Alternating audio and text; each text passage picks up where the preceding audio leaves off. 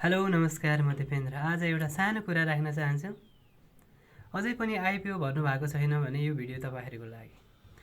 र आइपिओ भर्नलाई के चाहिन्छ त? सबैभन्दा पहिला सेभिङ एकाउन्ट।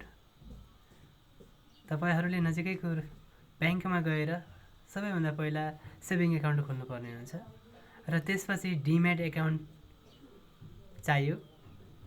र डिम्याट एकाउन्ट र मेरो सेयरको फर्म भरेर ब्याङ्क तथा अन्य डिपोजिटरी पार्टिसिपेन्टहरूमा तपाईँले फर्म सब्मिट गर्न सक्नुहुन्छ। त्यसको लागि फोटोहरू र नागरिकता चाहियो।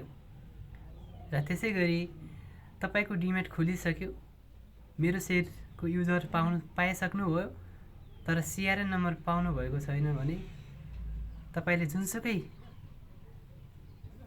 संस्थाबाट खोलेको डिम्याट एकाउन्ट नम्बर